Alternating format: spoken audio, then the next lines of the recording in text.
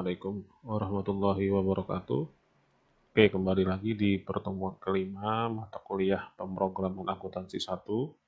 Kali ini kita akan bahas tentang basis data atau database, lalu migration dan seeding.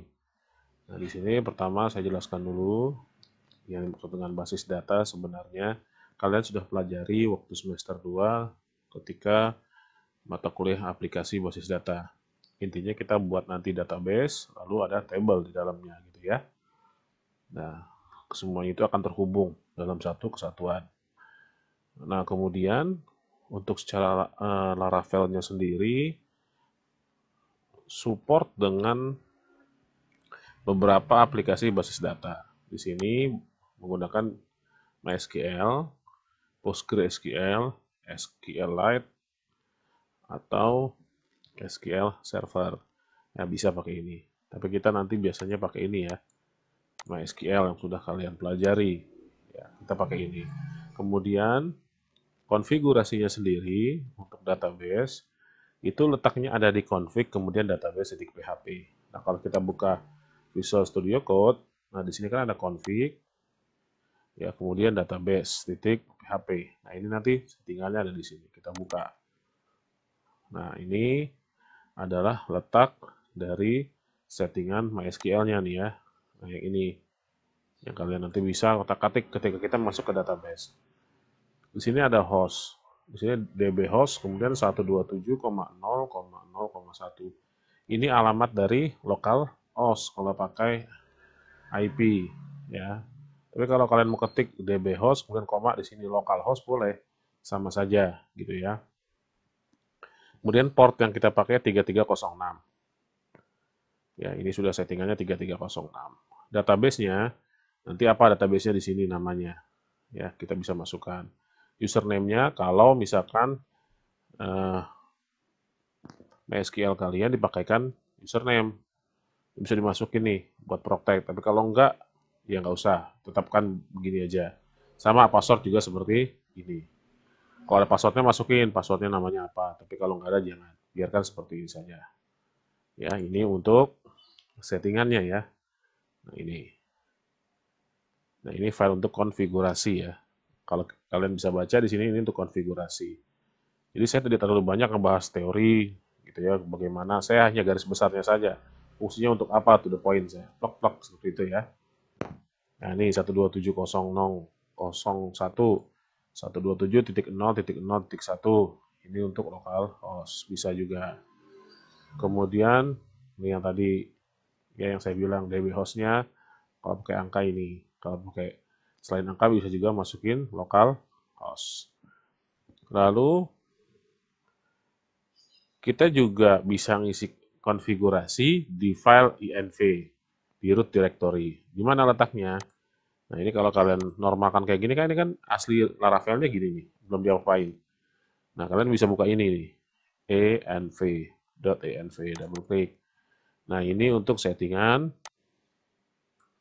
dari nanti database-nya apa, username-nya apa, password-nya apa. Username-nya sudah pasti root, itu level paling atas. Kita nggak usah ganti biar aman. Password-nya apa nggak ada, karena kita buka PHP MyAdmin langsung kebuka. Nah, database-nya apa? Nanti kalian lihat. Ya, di modul mintanya apa nih database-nya? DB PA1. Kita isi dulu aja ya, biar langsung. Kita isi DB PA1. Udah. Simpan, file, save all. Nah, kalau udah gitu ya, ganti. Kemudian, ini penjelasannya.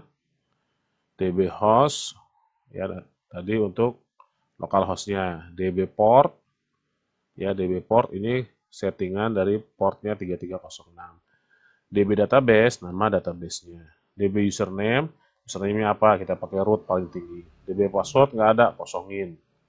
Ya, kosongin. Kemudian metode interaksi database pada Laravel. Ada dua, ada code first, ada database first. Code first, kita tidak perlu merancang atau membuat database atau memasukkan datanya melalui aplikasi yang dipakai yaitu PHP My Admin, terminal atau yang lainnya.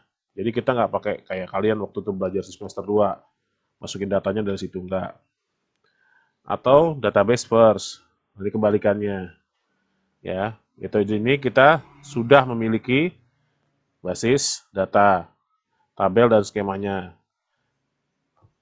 Nah, jika ingin menggunakan metode ini, kita tidak perlu menggunakan migration atau seeding.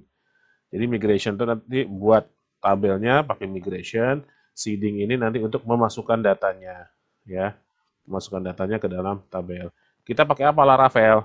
Nah, karena metodenya di sini materinya kita adalah database, migration, dan seeding, pertemuan 5, berarti metode yang kita pakai adalah code first. Ya, di Laravel kita pakai code first, bukan database first.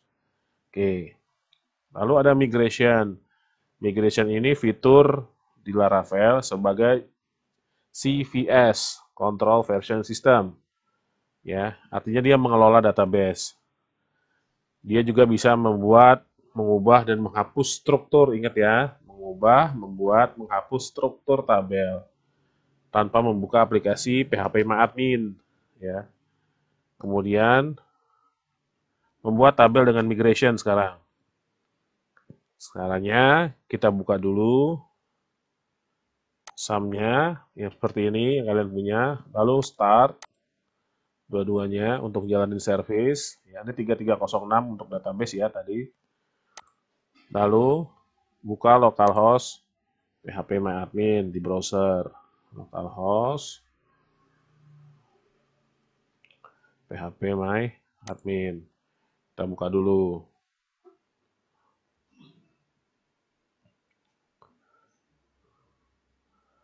Kita lihat sampai dia standby dulu. Oke, sudah ada. Sudah standby. Sekarang kita buat database-nya. Namanya apa? DBPA1 sesuai yang kalian setting di sini tadi. Tuh, ya. Kita buat database-nya. DBPA1. Lalu create. Sudah. Nah, sudah ada sampai sini. Database-nya udah ada ya. Nah, nanti untuk buat tabelnya kita pakai migration yang ini nih. Ya, kita pakai migration. Pakai apa perintahnya? PHP artisan. Kemudian make migration. Kemudian nama migrationnya. Di mana? Di sini di command prompt. Nah, karena saya command prompt pertama buat jalanin artisan serve, saya buka lagi ya yang baru. Saya buka lagi yang baru. Command prompt-nya.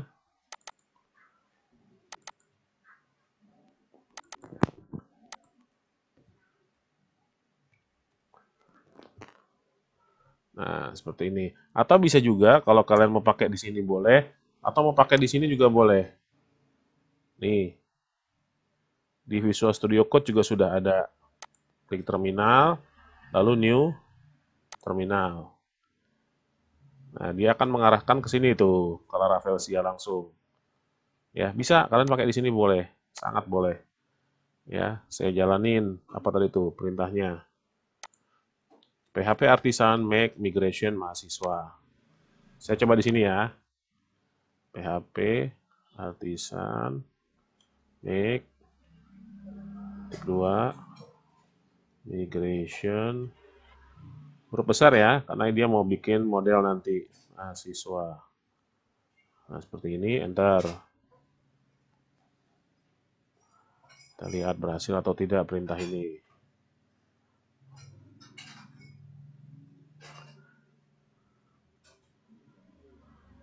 Nah, create migration 2020 10 12. Nah, kemudian ada angka lagi. Underscore mahasiswa. Ini waktu ya, waktu pembuatan.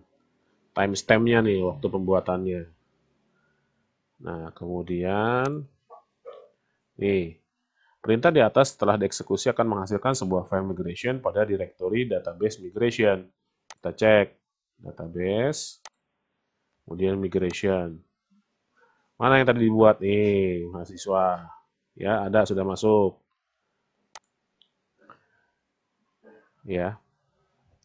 Stempel waktu merupakan kapan file tersebut dibuat, ya. Nah, ini stempel waktunya, kapan dibuatnya. Itu. Nah, nanti isinya apa? Ya, tinggal kalian buka aja yang migration ini, yang mahasiswa. Isinya apa? Ini. Ya, isinya adalah ada function up, ada function down. Ada dua nih.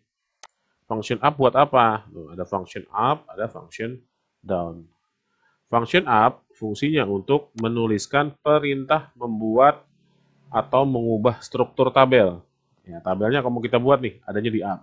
Sedangkan down untuk menuliskan perintah yang membatalkan perintah yang telah dieksekusi. Jadi kalau di up mau dibatalin, kita kasih perintahnya di down ya.